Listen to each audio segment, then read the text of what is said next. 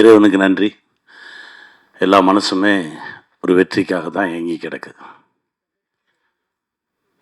இந்த வெற்றி ரொம்ப ரொம்ப ஆழமாக உள்ளே போய் மனசுக்குள்ளே நிறைய விஷயங்களை சரி பண்ணிடுச்சு, அப்படி தான் சொல்லணும். எப்போவுமே சேனலில் இருக்கிறவங்க சொல்லவே மாட்டாங்க வெற்றியை.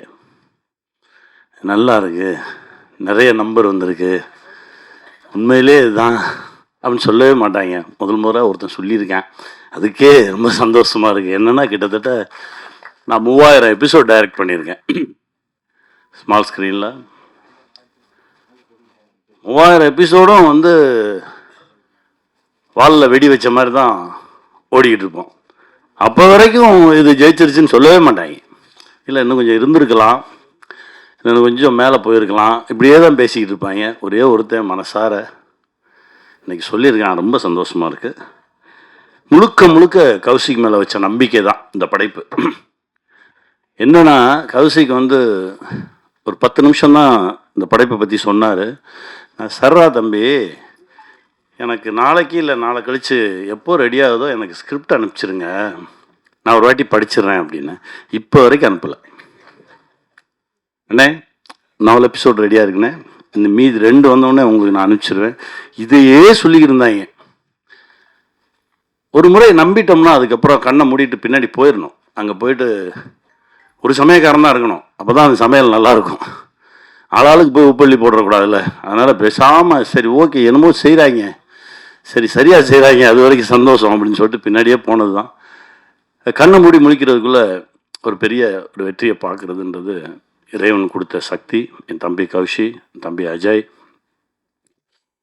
நவீன், இன்னும் இதில் உழைச்ச கே சார், எல்லாருக்குமே இந்த வெற்றியில் பங்கு இருக்குது. அந்த குட்டியோண்டு லென்ஸ் வச்சு பார்த்து அந்த சார் அவ்வளோ ஆழமாக மனசில் பதிஞ்சிருந்தார். அவர் தான் கதையோட டேர்னிங் பாயிண்ட்டே. ரொம்ப சந்தோஷமாக இருந்தது. எல்லாத்தையும் திரும்ப பார்க்க நான் தான் சொன்னேன், டே எல்லோரும் திரும்ப சந்திச்சிருவோம். அப்புறம் நீ எங்கே இருக்க, நீ வருவியா, நான் வந்துடுறேன் அப்படின்னு சொல்லி தான் சந்தித்தது. ரொம்ப மகிழ்ச்சி. இதையெல்லாம் தாண்டி ஒரு அப்பா கிட்டேருந்து பிள்ளைக்கு கிடைக்கிற அங்கீகாரம் இருக்குது பார்த்தீங்களா, அது மிக பெருசு.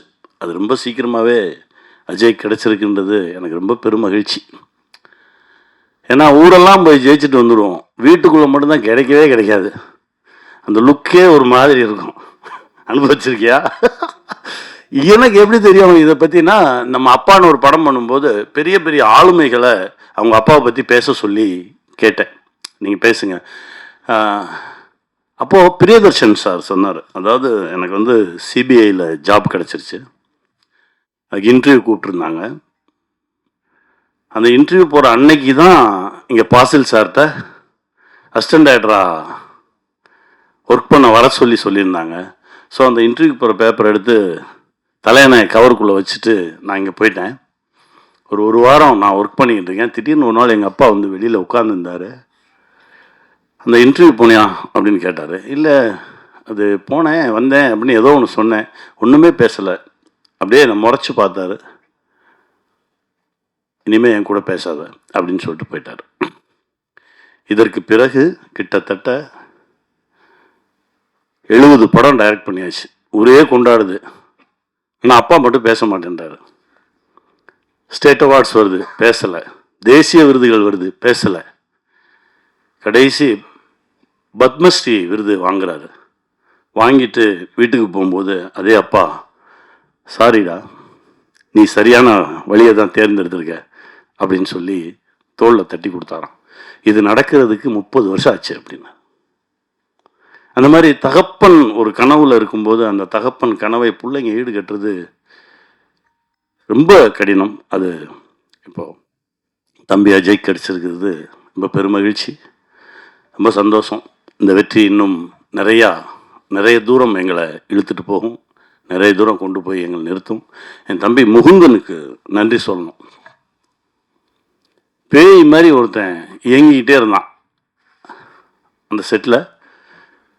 ட்ரெய்லர் ரிலீஸ் அப்பவும் வரல, ஜெயிச்சதுக்கப்புறம் வரல. எங்கடான்னு கேட்டால் இப்போ எங்கேயோ பக்கத்து மாநிலத்தில் அடுத்த படைப்பில் இருக்கான் அப்படின்னு சொன்னாங்க. ரொம்ப சந்தோஷமாக இருந்தது. பெரிய பெரிய ஆளுமையான இடம் அந்த தம்பிக்கு கிடைக்கணும்டா. தம்பி கௌஷி கொடுங்க. சாரி நடுவில் கிடைக்குது. அவர் இங்கே இருக்கும்போது இருந்ததை விட பெரிய போஸ்ட்டுக்கு தான் இப்போ கொச்சினுக்கு அவருக்கு அனுப்பியிருக்கோம். ரொம்ப மகிழ்ச்சி. இந்த வெற்றி இன்னும் நிறைய உரமாக இருக்கு. இன்னும் பல வெற்றிகளை கொடுக்கறதுக்கான ஓட்டத்தை தெம்பையும் கொடுத்துருக்கு. ஜெயிப்போம், திரும்ப திரும்ப சந்திப்போம், மகிழ்ச்சியை பகிர்ந்துக்குவோம், வெல்வோம். வெல்வோம். நன்றி.